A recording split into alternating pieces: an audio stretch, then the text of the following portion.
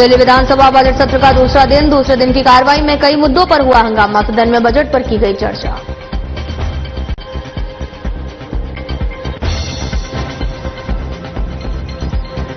दिल्ली की मुख्यमंत्री रेखा गुप्ता का अधिकारियों को निर्देश। हैदरपुर फ्लाईओवर पर पाए जाने पर आवारा पशुओं के लिए आश्रय स्थल खोजने के निर्देश। गलियों में घूम रहे पशुओं को पहुंचाया जाए आश्रय स्थल। दिल्ली में साइबर ठगों पर पुलिस की बड़ी कार्रवाई। चित्तौड़गढ़ से 2 ठगी को किया गिरफ्तार। सोशल मीडिया पर छात्र से ठगी।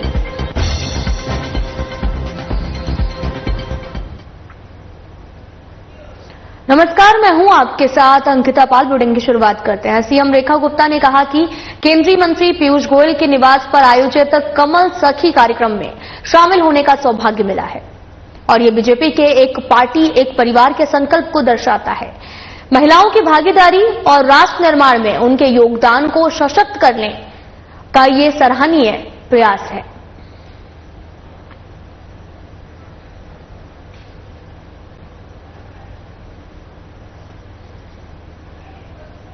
आपको बता दें कि एक पार्टी एक परिवार के संकल्प को दर्शाता है। दरअसल कमल सखी मंच का आयोजन किया गया, जहां पर बड़ी संख्याओं में महिलाओं की भागीदारी रही और यहां पर राष्ट्र निर्माण से लेकर आपको बताते चले कि महिला सशक्तिकरण की बातचीत भी हुई है।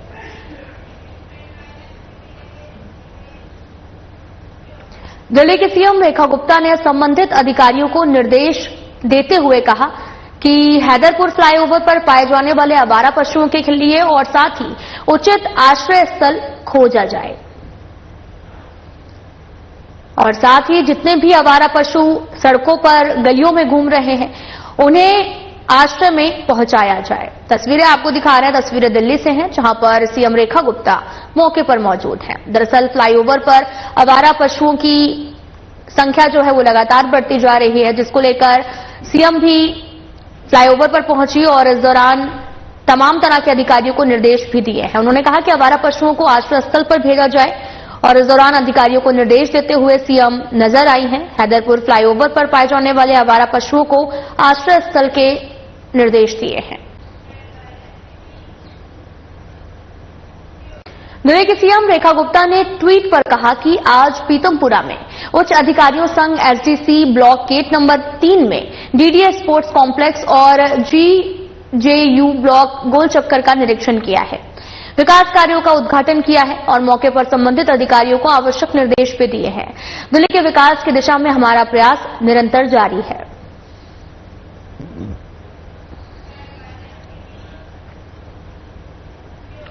तो वहीं दिल्ली में विधानसभा में नेता प्रतिपक्ष अतिशी ने स्पीकर विजेंद्र गुप्ता को चिट्ठी लिखी है।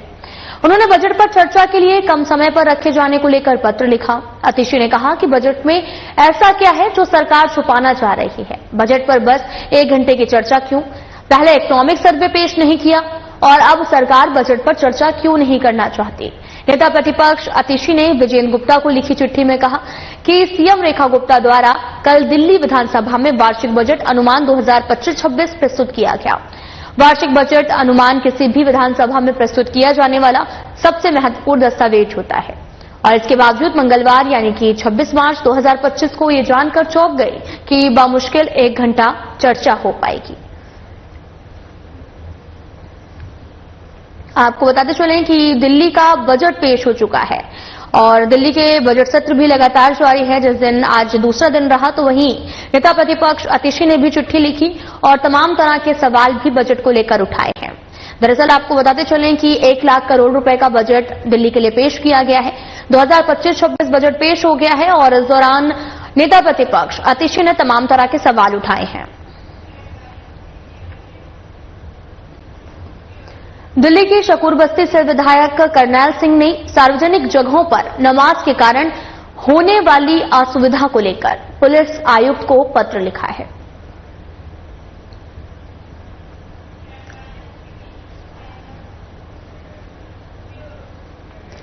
अगर आप सोशल मीडिया पर एक्टिव रहते हैं और आप अपना ज्यादा से ज्यादा समय ऑनलाइन प्लेटफॉर्म पर देते हैं तो सोशल मीडिया पर उपयोग करते समय अब आपको थोड़ा सावधान रहने की जरूरत है। आप इसी सोशल मीडिया का इस्तेमाल करते हुए ठगी का शिकार भी हो सकते हैं। इसी सोशल मीडिया के माध्यम से आपकी मेहनत की कमाई को कोई और लेकर गायब हो सकता है। आपको बता दें कि बाहरी उत्तरी जिला के साइबर थाना पुलिस ने एक ऐसे ही गिरोह का पर्दाफाश करते हुए 2 आरोपियों को गिरफ्तार किया है। ये आरोपी सोशल मीडिया प्लेटफॉर्म पर लोगों को बड़े बड़े सपने दिखाते हैं और उन्हें अपनी ठगी का शिकार बनाते हैं। दरअसल बाहरी उत्तरी जिला पुलिस उपायुक्त निधन वात्सन ने भी बताया कि बीते दिनों एनआईटी के एक छात्र ने साइबर पोर्टल पर अपनी एक शिकायत दर्ज कराई है, जिसमें उस छात्र ने आरोप लगाया कि उसके साथ बड़ी ठगी हुई है। पुलिस के मुताबिक छात्र ने आरोप लगाया कि उसके पास इंस्टाग्राम पर ऑनलाइन गेम खेलने के लिए एक लिंक आया है और इस लिंक के माध्यम से वो टेलीग्राम के एक ग्रुप से जुड़ गया। टेलीग्राम ग्रुप में यहां पर उसे छोटी सी इन्वेस्टमेंट के बदले बड़े मुनाफे का भरोसा दिलाया गया। इस पर उसने कुछ इन्वेस्ट भी किया और बदले में उसे बेहतर मुनाफा भी दिया गया और इस झांसे में लेकर उसके साथ में 12,61,000 रुपए की ठगी कर ली गई है। इस मामले को सुलझाते हुए साइबर एसएचओ रमन कुमार सिंह के नेतृत्व में एक विशेष टीम का गठन भी किया गया है और लगातार जांच चल रही है। गेम एक्चुअली ऐसा गेम्स तो बहुत सारे प्ले स्टोर में अवेलेबल है, ठीक है। इसमें ये है कि एक नंबर आप प्रेडिक्ट करो, आपकी प्रेडिक्शन सही है तो आपको पैसा मिलेगा, जैसे लाइक गैम्बलिंग में यू कैन ले समथिंग लाइक दैट, ठीक है। तो एक सीरीज ऑफ नंबर्स आता है, उसके एंड में आपको प्रेडिक्ट करना है, उस प्रेडिक्शन में आपका नंबर ठीक हो गया तो आपको इतना पैसा मिलता है। तो ये गेम खेलने में नहीं है, ये गेम इनके बिहाफ में, कंप्लेनेंट के बिहाफ में ये एक्यूज पार्टी खेलने वाला है। ओके, तो उसके लिए दिल्ली हाईकोर्ट के न्यायाधीश जस्टिस यशवंत वर्मा के निवास पर बड़ी मात्रा में नकद मिलने के मामले में दिल्ली पुलिस सक्रिय हो गई है और दिल्ली पुलिस के डीसीपी देवेश कुमार महला ने बुधवार को अपने एसीपी पुलिस टीम और कैमरा टीम के साथ में जस्टिस वर्मा के आवास पर जांच के लिए पहुंचकर मामले की पड़ताल शुरू की है। स्टोर रूम और उसके आसपास के क्षेत्रों को सील किया जा चुका है और ये जानकारी सूत्रों के अनुसार प्राप्त हुई है। बताया यह भी जा रहा है कि डीसीपी नई दिल्ली देवेश कुमार महला अपनी टीम के साथ घटनास्थल पर मौजूद थे।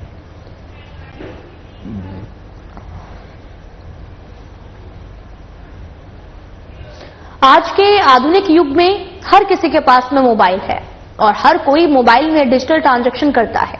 ऐसे में अगर आपका मोबाइल फोन चोरी हो जाता है तो ऐसी परिस्थिति में आपको थोड़ी सी सावधानी बरतने की जरूरत है, नहीं तो आप भी ठगी का शिकार हो सकते हैं। मोबाइल फोन चोरी होने की स्थिति में आप सबसे पहले अपने सिम कार्ड को ब्लॉक करवाएं, नहीं तो कोई स्कैमर आपकी पूरी जमा पूंजी खाली कर सकता है। बाहरी उत्तरी जिला की साइबर पुलिस ने एक ऐसे ही गिरोह का भांडाफोड़ किया है। 2 आरोपियों को गिरफ्तार भी किया गया है। गिरोह का मास्टरमाइंड बीटेक ड्रॉप आउट है, जबकि दूसरा बीए ड्रॉप आउट है। बाहरी उत्तरी जिला पुलिस आयुक्त नितिन वात्सन ने भी बताया कि 8 नवंबर 2024 में एक शख्स का मोबाइल चोरी हुआ था, लेकिन उसने अपना सिम ब्लॉक नहीं कराया। 4 दिन बाद में जब वो अपनी सिम लेने गया तो इस बीच स्कैमर ने उसके मोबाइल फोन का इस्तेमाल कर यूपीआई ट्रांजैक्शन के जरिए 20 लाख रुपए उड़ा लिए हैं। पुलिस ने इस मामले को सुलझाने के लिए साइबर एसएचओ रमन कुमार सिंह के नेतृत्व में एक टीम का गठन किया। टीम ने अपनी जांच को आगे बढ़ाया तो इसमें 2 लोगों का खुलासा भी हुआ है। काफी तफ्तीश होना है, इन्होंने कहां से लिया है। बेसिकली हमें जी इन्होंने बताया कि लिहाल विहार की एक आदमी है जो लॉस्ट फंड्स और मोबाइल्स में डील करते थे, उनसे ही लिया है। तो अभी इन्वेस्टिगेशन में पता चलेगा ये आदमी कौन है। और इसमें कंप्लेंट करी है। अभी हमारे पास कंप्लेंट्स, इतना सारा कंप्लेंट्स मिला है। बंधन बैंक का 15, सेंट्रल बैंक का 3, यस बैंक का 2, उत्कर्ष स्मॉल फाइनेंस बैंक का 29, एयू बैंक का 19, अगेन बंधन बैंक का 14 and IDFC bank 16, UCO bank 6। इनका बैकग्राउंड क्या है? ये जो एक्यूज्ड है, ये जो अजीत है, ये बीए ड्रॉप आउट है दिल्ली यूनिवर्सिटी से। ये राजधानी दिल्ली में हर साल सड़क दुर्घटना से होने वाली मौत का आंकड़ा डरावना होता है। हालांकि शासन और प्रशासन द्वारा समय समय पर सड़क दुर्घटना से बचने के लिए यातायात नियमों को लेकर जागरूकता अभियान चलाया जाता है। दिल्ली ट्रैफिक पुलिस के द्वारा भी सड़क सुरक्षा को लेकर कई जागरूकता कार्यक्रम चलाए जाते हैं, जिससे कि वाहन चालकों को सड़क सुरक्षा के प्रति जागरूक किया जा सके। और इसी फेरिस्त में दिल्ली के रोहिणी इलाके के रोड सेफ्टी पर एक कार्यक्रम का आयोजन हुआ। दिल्ली ट्रैफिक पुलिस द्वारा रोड सेफ्टी पर एक जागरूकता कार्यक्रम का आयोजन किया गया और इस जागरूकता कार्यक्रम में दिल्ली यातायात पुलिस के स्पेशल सीपी अजय चौधरी मुख्य अतिथि के रूप में उपस्थित रहे। आज दिल्ली पुलिस ने रोटरी क्लब और कई दूसरे कॉलेज ऑफ बिजनेस स्टडीज के सहयोग से ट्रैफिक नियमों की ये जागरूकता पैदा करने के लिए एक कार्यक्रम का बहुत ही सफल आयोजन किया है, जिसमें कॉलेज के स्टूडेंट्स ने बहुत भारी तादाद में शामिल होकर उत्साहपूर्वक भाग लिया है।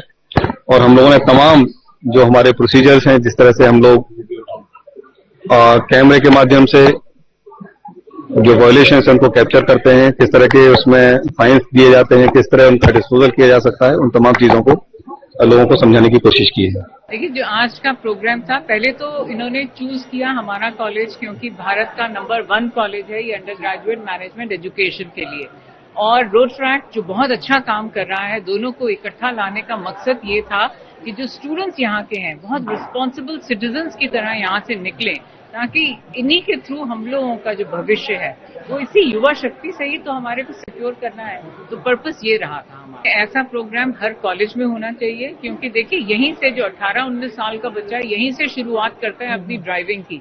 18-19 साल ही है बच्चों को लाइसेंस लेने की। तो अगर वो सही चीजों से, सही सीख से निकलेंगे यहाँ से, तो वो एक सेफ और एक सुरक्षित भारत को जो है वो जरूरी है। इस तरह से युवा शक्ति को। दिल्ली के वजीराबाद थाना इलाके से एक दिल दहला देने वाली खबर सामने आई है। आपको बता दें कि दोस्तों ने 9वीं क्लास के लड़के को पहले अगवा किया और फिर उसकी निर्मम हत्या कर दी है। इतना ही नहीं, लड़के को अगवा करने के बाद में उसके परिवार को 10 लाख रुपए की फिरौती के लिए फोन भी कर दिया और भरसवा झील के पास में सुनसान इलाके में हत्या कर शव को फेंक दिया गया। शरीर पर कई जगहों पर चाकुओं से काटने के निशान भी हैं। शव के टुकड़े करने की कोशिश की गई। फिलहाल पुलिस ने सभी आरोपियों को गिरफ्तार कर लिया है। वहीं पीड़ित परिवार ने पकड़े गए आरोपियों को फांसी देने की मांग की है। उसके बाद ले जाकर बच्चे को उसी टाइम मार दिया शायद उन्होंने, और मारने के बाद कल इनके पास फिर कॉल आई 10 लाख की कोई फिरौती दे दो हमें, नहीं तो बच्चे को तुम्हारे को मार देंगे, मार देंगे। तो भैया नहीं, ऐसा किसी के साथ नहीं होना चाहिए। कॉलोनी है, गली मोहल्ले कॉलोनी के ही बच्चे भी कॉलोनी के ही मारने वाले बच्चे भी यहीं के हैं। उसके ही यार दोस्त जो खेलते साथ में खेले हैं, पढ़ रहे हैं, पढ़ने जा रहे हैं, और उन्हीं बच्चों ने ऐसा काम कर दिया। ऐसा नहीं होना चाहिए। उन बच्चों को तो कड़ी से कड़ी सजा मिलनी चाहिए, और ऐसा मिलना चाहिए कि उन्हें पोल पे उसको बाहर बुलाया, बच्चे को बाहर गया, बाहर पिस्टे पे जाके फिर 2 बंदे बाइक पे आते हैं, उसको बीच में बिठा के लेके जाते हैं। ठीक है, उसके बाद में हमें जब पता चलता है तो फोन स्विच ऑफ जाता है, तो फिर हम घूमने फिरने जाते हैं, देखते हैं उसको कि कहाँ है, कहाँ नहीं, हमें कहीं नहीं मिला। 12-1 बजे तक कहीं नहीं मिला। उसके बाद हम थाने में जाते हैं, लिखवाते हैं। उसके बाद फिर सुबह हम थाने में गए हैं तो 112 पे कॉल करके गए हैं। सारी इंक्वायरी फिर चालू हो गई है। तो जिन के नंबर फोन में CDR में आए हैं उन सबको बच्चों को उठाया गया है, सबसे पूछताछ करी गई है। किसी ने कुछ बताया नहीं है। उसके बाद में आज फिर वो लड़के पकड़े गए हैं। अब आज का मैटर मुझे नहीं पता, बाकी पुलिस को पता है कि आज क्या हुआ उनका। हाँ, कल मुझे 1:30 बजे करीब 10 लाख की फिरौती। दिल्ली विधानसभा में बजट सत्र के दूसरे दिन कई मुद्दों को लेकर हंगामा हुआ। सदन में बजट पर चर्चा की गई है। और एक वो सरकार है जो लोकसभा चुनाव से पहले कहती है हम 1000 रुपया देंगे। लोकसभा चुनाव से पहले कहती है हम 1000 रुपया देंगे। एक के छोड़िए 2 चुनाव हार कर चले गए, वो 1000 रुपये को बहन बेटियां ढूंढ रही है। तीन ये वो लोग हैं। यही इस विधानसभा में फिर कहा, पहले कहा लोकसभा में 1000 रुपया देंगे, हमें वोट दे दो। फिर बोले अगर मैं ईमानदार हूं तो मुझे वोट दे दो, मैं जेल नहीं जाऊंगा। मैं याद करना चाहता हूं, यहां पूछा जा रहा था और मैंने बार बार ये बात की, आज फिर से दोहराकर ये बात बोलना चाहता हूं। आज मैं फिर आपको बताना चाहता हूं, इसी विधानसभा के अंदर खड़े होकर कहा था हम 1000 रुपया देंगे और लोकसभा के चुनाव के बाद देंगे। वो बेटियां बहनें आज तक ढूंढती रही, फिर फार्म भरवा दिए, अब 2100 देंगे। और जब हम चुनाव लड़ने जाते थे तो बहन ऐसे फाड़ के फेंकती थी, ऐसे फाड़ती थी, बहनें कागज फेंकती। हम पूछते यार कागज क्यों फाड़ रहे हो? कह रहे इतने नकली हैं, इनका कागज भी हमारे घर में चले जाएगा तो भी नेगेटिविटी का घर बन के रह जाएगा, और कागज भी बाहर फाड़ के फेंक जाती थी। ऐसी नेगेटिविटी है लोगों के अंदर। और फिर देखिए, मैं तो हैरान यार, एक बात तो माननी पड़ेगी, आपका कॉन्फिडेंस की बात है भाई, 100 के 100 नंबर हैं आपके। वो बहनें 1000 के लिए पिछले 3 साल से इंतजार कर रही हैं, 1000 रुपए के लिए पिछले 3 साल से इंतजार कर रहे हैं। और भाई इनकी भी आप देखो, इस लोगों का कॉन्फिडेंस इनसे जीतना पड़ेगा। 1000 तो देना छोड़ो, हमारा 2500 जो हम दे रहे हैं, 5100 करोड़ रुपए का बजट में प्रदान करके रख दिया, ये उसकी चिंता नहीं करते। ये कहते हैं जी आज ही हमें रात को दो, पर अपने 1000 रुपए को इनको याद नहीं आता। इसी तरह अतिशी जी, हाय जी, तो अतिशी जी हम आपको ये कहना चाहते हैं, ये आज जी जी जी जी सुनिए, आप बोलिए। हाँ, आपका बोलना जरूरी है। तो अतिशी जी हमारी सरकार, जैसे आपने सही कहा कि मोदी जी जो कहते हैं वही करते हैं। हमारी सरकार खाली दिल्ली में नहीं, और खाली दिल्ली में नहीं, हम मध्य प्रदेश में भी दे रहे हैं, हम छत्तीसगढ़ में दे रहे हैं, हम हरियाणा में दे रहे हैं, हम महाराष्ट्र में भी दे रहे हैं, और दीदी हम दिल्ली में भी देंगे। और मैं आपको एक बात और बताऊं, लवली जी और आप भी सुनो मरवा साहब, क्योंकि आपको बोलना होगा, आपके काम आएगा, ये जरूरी है आपके लिए। हम आपको बताएं, हम खाली 2500 दिल्ली में नहीं, हम बड़ी जल्दी, सू साहब, हम बड़ी जल्दी 2027 के बाद, मरवा साहब 2027 के बाद पंजाब की बहनों को भी हम ही जाके 2500 दे के आएंगे। वो भी हमारे हिस्से आने वाला है, वो भी हमारे हिस्से आने वाला है। कहता सनम, ये केजरीवाल जी ने तो ना, केजरीवाल जी को भी इस बात की चिंता नहीं, मैं हार गया। केजरीवाल जी को यह चिंता है, केजरीवाल जी को यह चिंता है कि मैं तो हार गया, ये भगवंत अभी तक मुख्यमंत्री बन के बैठा है, इसको हटाना बड़ा जरूरी है। अब कह रहे तीनों को साथ लेके, कह रहे मनीष भाई चल, कह रहे क्या करना है, कह रहे सुरेंद्र चल, कह रहे क्या करना है, कह रहे हम तो वेले हो गए सनम, हम तो डूबे, हम ना भगवंत मान को भी नहीं डूबेंगे। ये बेचारे उसकी सरकार डुबाने के लिए वहां पहुंच गए। अरे मेरे भाई, वो आपका साथी, ऐसे मत करो उसके साथ। मैं उसकी तरफ से माफी मांग लेता हूं, मैं भगवंत मान की तरफ से माफी मांग लेता हूं। अगर उसने कोई गलतियां की हैं तो उसको माफ कर दो, ऐसे मत करो, बेचारे को इतना जलील मत करो। और सुनिए, इतना जलील करते हैं बेचारे को। अब मनीष सिसोदिया क्या, पहले सुंदर जैन क्या, और तो और जिस आदमी ने मुख्यमंत्री के निवास के ऊपर एक नेत्री एमपी को पीटने का काम किया, अब उसको भी जाके भगवंत मान के सिर पे बिठा दिया, कह रहे अब ये आके बैठ गया। तो इसलिए हमारे बजट से आपको तकलीफ होनी चाहिए। और मैं एक बात और है, मुझे अभी बार मीडिया वाले पूछ रहे थे, मैंने कहा देखो मैं अतिशी जी का बहुत सम्मान करता हूं, वो हमारी नेत्री विपक्ष की हैं, आप उसकी कुर्सी खाने का इंतजाम मत करो। तुम क्या सोचते हो 1 लाख करोड़ का बजट देंगे और ये डांस करेंगे? अरे भाई ये तो रोएंगे ही, और क्या करेंगे? अगर हंसेंगे तो केजरीवाल कुर्सी छीन लेगा इनकी। तो आपकी मैं दर्द समझता हूं, आपकी, मैं तुम्हारा साथी हूं, मैं तुम्हारा अपना हूं, मैं तुम्हारा अपना हूं, मैं तुम्हारा विरोधी नहीं हूं। तुम्हारा डर और खौफ जायज है, इसलिए मैं आपको बधाई देता हूं। अच्छा, मैं आपको एक बताऊं और बात, विजेंद्र जी, अध्यक्ष जी, मैं आपको बताना चाहता हूं, अब मैं नाम तो नहीं लूंगा इनमें से किसी का भी, लेकिन अकेले में मुख्यमंत्री जी के कमरे में आकर, मेरे कमरे में आकर सारे एमएलए बधाई देके गए हैं। मुख्यमंत्री जी के कमरे में आके भी आपने कमाल कर दिया, अब हमारे सारे सीवेज खुल जाएंगे, हमारी सड़कें नहीं बन जाएंगी, हमारे कमरे में आके। और ये भी देश में पहली बार हुआ है। देखो, इस बात की खुशी हमें इस बात की है अध्यक्ष जी, देश में पहली बार हुआ है कि विपक्ष ने ये प्रस्ताव रखा, विपक्ष ने यहां पर कहा, विपक्ष ने क्या कहा, कह रहे यार केजरीवाल जी के शीश महल को म्यूजियम बना दो और टिकट लगा दो। ये कभी नहीं हुआ कि भी को अपने मुख्यमंत्री की नालायकी को जग जाहिर करने के लिए म्यूजियम बनाने की बात करे। यह भी प्रस्ताव आपकी तरफ से आया, मैं ये मानता हूं, आपके दर्द और पीड़ा का मैं समझ सकता हूं, कितना पीड़ा। देखो हंसते हैं, देखो केजरीवाल जी का नाम लेते ना, जैसे केजरीवाल जी के पर्दे उतारे खुश हो जाते हैं। हमारे नेता खिलाफ बोले हमें गुस्सा आ जाता है, ऐसे मुंह बनाकर तू बोलेगा कैसे हो, और ये बता कह रहे ये है। मैं मानता हूं केजरीवाल जी अगर यह पीड़ा को समझ सकते होंगे, कहीं देख रहे होंगे तो उनको कितना दर्द हो रहा होगा, और उस दर्द को मैं महसूस कर सकता हूं। एक नेता के लिए इससे बड़ा दर्द नहीं हो सकता कि उसकी गैर हाजिरी में, उसके बनाए एमएलए उस पर हंस रहे हों, इससे बड़ा दर्द नहीं हो सकता। तो मैं आपका धन्यवाद करता हूं। मेरे भाइयों, 1 लाख करोड़ के बजट में आपके इलाके का विकास भी होगा, आपकी सड़कें भी नहीं बनेंगी, आपकी बहन बेटियों को भी 2,500 रुपया महीना मिलेगा, आपके बच्चों के परिवारों के लिए भी नई सीवेज की लाइनें डलेंगी, नई पानी की लाइनें डलेंगी। अध्यक्ष जी, ये बजट देश के इतिहास के अंदर सुनहरे अक्षरों में दिल्ली का बजट लिखने जाने वाला है। जब दिल्ली के लोग विकास की बात करा करेंगे तो ये कहेंगे कि देश के प्रधानमंत्री मोदी जी की अगुवाई में और दिल्ली की मुख्यमंत्री रेखा जी के नेतृत्व में दिल्ली में एक ऐसा ऐतिहासिक बजट बना था जिसने दिल्ली को बदलने का काम किया। आप सबका बहुत धन्यवाद और विपक्ष के मित्रों आपका भी धन्यवाद, जो आप अपने नेता की भी एब्सेंस में भी उसका चिंता करते हो। आपका धन्यवाद, बहुत बहुत धन्यवाद आपका। सुरेंद्र कुमार जी, माननीय सदस्य सुरेंद्र कुमार। बोल दूं? माननीय अध्यक्ष जी, आपने बजट की चर्चा पर बोलने का मौका दिया, आपको धन्यवाद। आदरणीय अध्यक्ष जी, कहना चाहता हूं, आम आदमी पार्टी की सरकार देश के प्रत्येक राज्य की सरकार से एक सुंदर सरकार रही। दिल्ली के सरकार को, आम आदमी पार्टी के मॉडल को पूरे देश के लोगों ने पसंद किया और आम आदमी पार्टी की सरकार को के स्कूलों को देखने के लिए, हॉस्पिटल को देखने के लिए, वहीं आ जाऊंगा आप बोले, और चलो बोल तो रहने दो सर।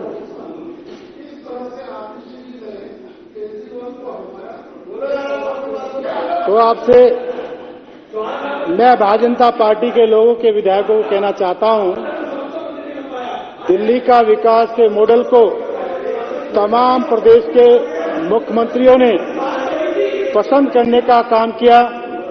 जिस सरकार में बात करिए, जिस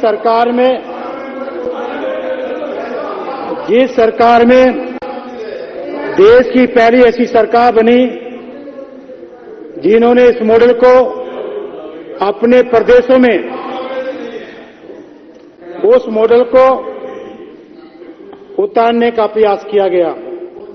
दिल्ली का पहला मुख्यमंत्री, देश का पहला मुख्यमंत्री जिसमें देश में शुरुआत करी, बिजली फ्री, पानी फ्री, शिक्षा फ्री, स्वास्थ्य फ्री और महिला क्लिनिक फ्री और महिलाओं के लिए डीडीसी फ्री। इस देश का पहला मुख्यमंत्री जिन्होंने साबित किया मानवता, इंसानियत को दर्शाने का प्रयास करने का यदि काम किया है तो आम आदमी पार्टी के पूर्व मुख्यमंत्री आदरणीय अरविंद केजरीवाल ने ये मॉडल साबित करने का काम किया। उसी मॉडल को लेकर हम तमाम प्रदेशों में गए और इसकी चर्चा हुई। आज पंजाब में भी सरकार जो बनी वो दिल्ली के विकास के मॉडल को लेकर बनी। तो मैं कहना चाहता हूं, आपसे कहना चाहता हूं, वास्तव में जो शिक्षा पे आम आदमी पार्टी ने काम किया, उन्होंने गरीब के एक केला बेचने वाले के, सब्जी बेचने वाले के बच्चे को जो डॉक्टर बनाने का काम किया। मेरी विधानसभा में मैं अपनी विधानसभा की बात करना चाहता हूं। 15 बच्चे मेरे यहां से डॉक्टर बने। तो इसलिए मैं कहना चाहता हूं, 2 बच्चे वहां टीचर्स बने, 3 बच्चे वहां मेरी विधानसभा में। आप बैठिए बैठिए।